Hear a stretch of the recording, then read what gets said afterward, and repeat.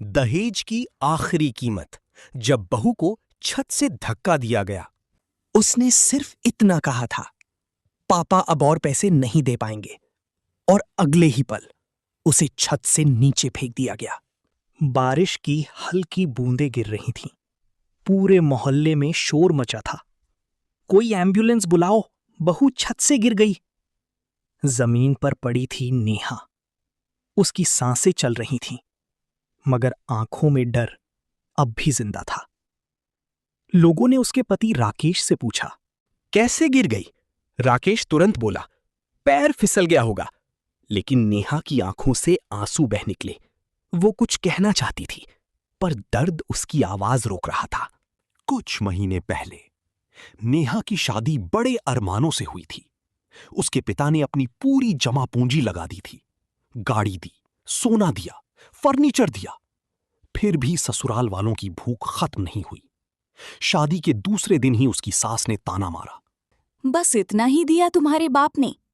धीरे धीरे ताने थप्पड़ों में बदल गए। राकेश रात को शराब पीकर आता और कहता, अपने बाप से 5 लाख मंगवा, नहीं तो इस घर में जीना मुश्किल कर दूंगा। नेहा रोते हुए कहती, पापा ने पहले ही बहुत कर्ज लिया है।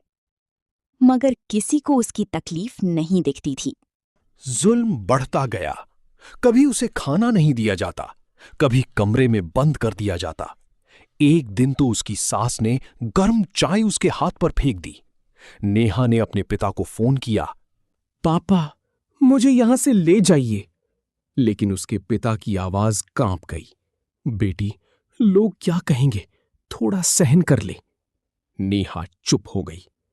उस दिन उसे समझ आ गया, अब उसे खुद ही अपनी लड़ाई लड़नी होगी। वो डरावनी रात। उस रात फिर पैसों को लेकर झगड़ा हुआ। राकेश चिल्लाया, आज आखिरी बार बोल रहा हूं, पैसे चाहिए। नेहा रोते हुए बोली, मेरे पापा मर जाएंगे कर्ज में। इतना सुनते ही उसकी सास गुस्से से चीखी, तो तू ही मर जा। और तभी राकेश और उसकी मां ने नेहा को पकड़कर छत की तरफ घसीटना शुरू कर दिया। नेहा चीखती रही, मुझे मत मारो, मैं मां बनने वाली हूं। लेकिन किसी का दिल नहीं पिघला। अगले ही पल उसे छत से नीचे धक्का दे दिया गया। सच्चाई सामने आई। अस्पताल में नेहा जिंदगी और मौत से लड़ रही थी। डॉक्टर ने पुलिस को बताया, यह हादसा नहीं, कोशिश कत्ल है। पुलिस ने जब नेहा का बयान लिया तो उसने कांपती आवाज में सिर्फ इतना कहा, मेरे बच्चे ने क्या बिगाड़ा था। पूरा कमरा रो पड़ा। अंत राकेश और उसकी मां गिरफ्तार हो गए, लेकिन नेहा अपना बच्चा नहीं बचा पाई।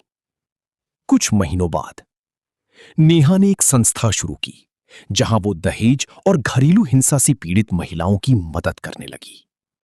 अब जब भी कोई लड़की रोते हुए उसके पास आती, नेहा उसका हाथ पकड़कर सिर्फ एक बात कहती, बेटी, अत्याचार सहना भी गलत है।